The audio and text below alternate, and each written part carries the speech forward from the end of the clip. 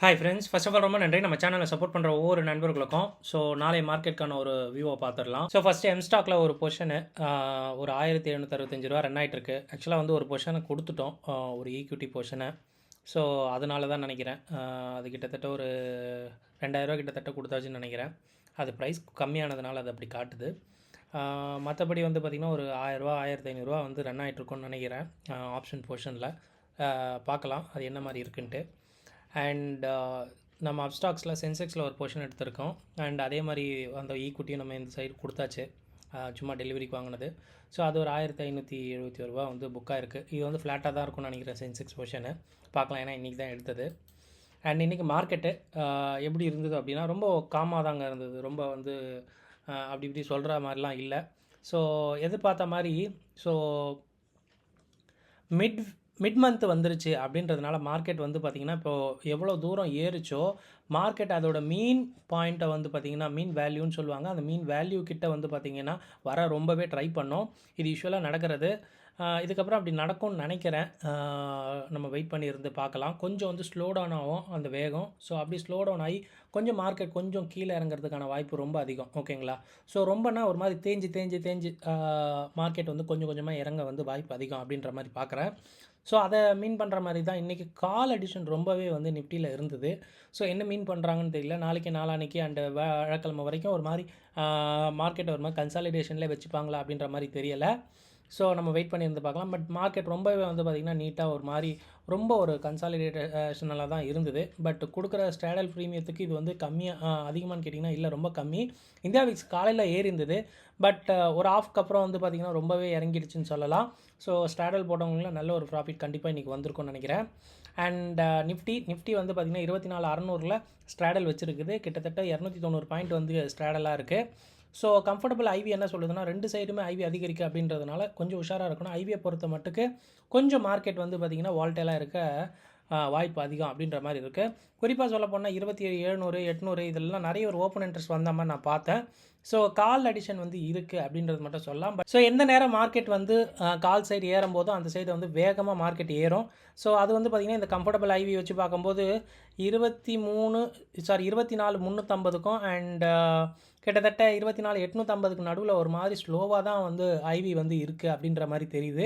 So இது ஏதாவது உடையிற பட்சத்தில் தான் மார்க்கெட் வந்து ஒரு சைடு ஓடும். அதனால தான் சொன்ன ஸ்ட்ராடல் பிளேயருக்கு நல்ல ஒரு கெயினாக இருக்கும்னு நினைக்கிறேன் அப்படின்ற மாதிரி நினச்சேன். ஓகேங்களா? ஒரு மாதிரி ஸ்லோவாக மார்க்கெட் இருக்க வாய்ப்பு ரொம்ப ரொம்ப அதிகம். இதை வச்சு நம்ம சொல்லிடலாம். அண்ட் எஃப்ஐடிஏ ஆக்டிவிட்டி இது வந்து ஃப்ரைடே டேட்டான்னு நினைக்கிறேன். ஸோ ஃப்ரைடே கிட்டத்தட்ட வந்து பார்த்திங்கன்னா இண்டெக்ஸ் ஃபியூச்சரில் ஒரு 546 கோடி வந்து வாங்கியிருக்கிறாங்க. பேங்க் நிஃப்டி வாங்கியிருக்காங்க, நிஃப்டி செல் பண்ணியிருக்காங்க. ஸோ பட் இன்றைக்கி வந்து பார்த்திங்கன்னா ரெண்டுமே கொஞ்சம் ஸ்லைட்டாக இறங்கிருக்குது. பட் இன்னையோட டேட்டா வச்சு தான் நாளைக்கு எப்படி இருக்குன்னு தெரியும்.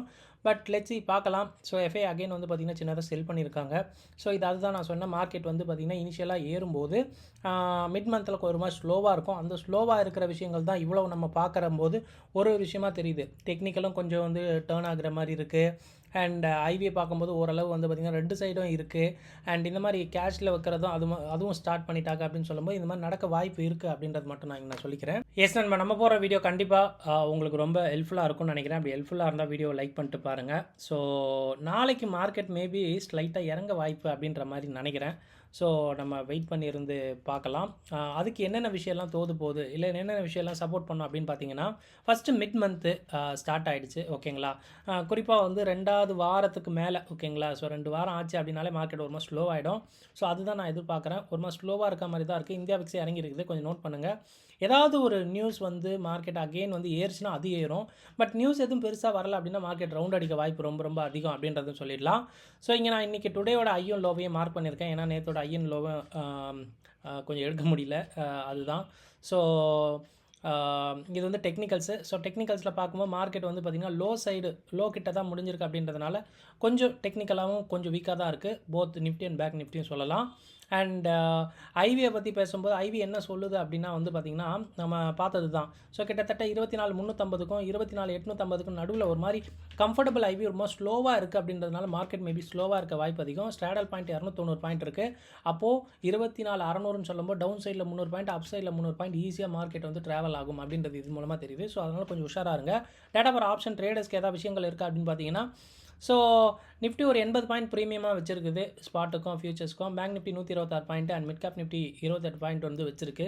இதில் நீங்கள் எந்த ஒரு பர்சன்டேஜ் வந்து அதிகமாக இருக்கோ அதை வந்து லாங்காக நம்ம எடுத்துக்கலாம். பட் இன்றைக்கி மார்க்கெட் இறங்கியதுக்கு எனக்கு ஆக்சுவலாக நேற்றோட டேட்டா கிடைக்கல, அதுதான் சாரி. ஸோ வேறு எதுவும் இல்லை. பட் இதுலேருந்து எதாவது விஷயம் கிடைக்குமா அப்படின்னு பார்த்தீங்கன்னா கிடைக்கும். ஏன்னா கிடைக்கும் அப்படின்னா இது வந்து ஒரு சென்டிமெண்ட்டை பார்க்குறதுக்கு நம்ம யூஸ் பண்ணிக்கலாம். எல்லாமே பாசிட்டிவாக இருக்குது அப்படின்றதுனால லெட்ஸ் அஸ்யூம் ஓகே மார்க்கெட் ஓரளவு ஓகே லாங் இருக்குது அப்படின்ற மாதிரி எடுத்துக்கலாம். பிசிஆரை பொறுத்த மட்டும் நல்லா தான் இருக்குங்க. ஸோ பிசிஆரை பொறுத்த மட்டும் 0.8% மேலே இருந்தாலே ஓரளவு நல்லா இருக்குது அப்படின்னு தான் அர்த்தம். நிஃப்டி மட்டும்தான் கொஞ்சம் அதை விட கம்மியாக இருக்குது. பட் பேங்க் நிஃப்டியோ மிட் கேப் நிஃப்டியோ ஓரளவு நல்லா இருக்க மாதிரி தான் இருக்குது. ஸோ அப்போது வந்து பார்த்திங்கன்னா புட் ரைடர்ஸ் மார்க்கெட்டில் இருக்காங்க அப்படின்ற மாதிரி நம்ம வந்து எடுத்துக்கலாம். ஓகேங்களா? ஸோ அப்போ மார்க்கெட் பெருசாக வந்து விழ வாய்ப்பு இல்லை. பட் நாளைக்கு எனக்கு தெரிஞ்சு மார்க்கெட் கொஞ்சம் கரெக்டாக வாய்ப்பு இருக்குது. அதுவும் ஒரு ரேஞ்சுக்குள்ளே தான் கரெக்ட் ஆகும் அப்படின்றது மட்டும் நம்ம சொல்லிக்கலாம்.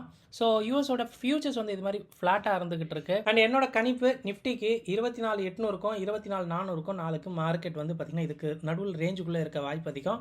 இதுக்கு நடுவில் ஏதாவது நியூஸஸ் வந்து யூஎஸ் மார்க்கெட்டில் ஏதாவது ஆக்டிவிட்டி வந்து ஏதாவது மார்க்கெட் அங்கே ரேலி ஆச்சு இல்லை டவுன் ஆச்சு அப்படின்னா அது நம்ம மார்க்கெட்டில் அப்படியே வந்து ரிஃப்ளெக்ட் ஆகும் அப்படின்னு சொல்லலாம். பட் என்ன பொறுத்தவரை நாளைக்கு ஒரு சின்ன ஒரு டவுன் எதிர்பார்க்கலாம் அப்படின்னு நினைக்கிறேன். ஸோ அந்த சின்ன டவுனுக்கு நாளையோடைய இன்னையோட லோ வந்து கட் பண்ணணும். அடுத்து வந்து பிபி டைனமிக்கில் வந்து பார்த்திங்கன்னா நேற்று இருந்த ஒரு 24,470 நினைக்கிறேன், அந்த ஒரு சப்போர்ட்டை பிரேக் பண்ணோம். அதை பிரேக் பண்ணால் 24,350 டேரெக்டாக வந்துடும். ஸோ அதே மாதிரி ஹையரில் நேற்றோட இன்னியோட ஹை வச்சுக்கலாம். அடுத்து நேற்றோட ஹை, அதோட முந்தா நேற்று ஹையோ, இந்த மாதிரி 3 ஹையை வந்து நம்ம வந்து பார்த்திங்கன்னா சப்போர்ட் அண்ட் ரெசிஸ்டன்ஸாக இனிஷியலாக நம்ம வச்சுக்கலாம் அப்படின்னு சொல்லலாம். ஸோ செக் பண்ணுங்கள். இவ்வளோ விஷயம் நம்ம பேசியிருக்கோம். இது மேபி உங்களுடைய நாளை ட்ரேடிங் ரொம்ப ஹெல்ப்ஃபுல்லாக இருக்கும்னு நினைக்கிறேன். இந்த வீடியோ பார்த்ததுக்கு ரொம்ப நன்றி. தேங்க்யூ. ஜெய் ஹிந்த்.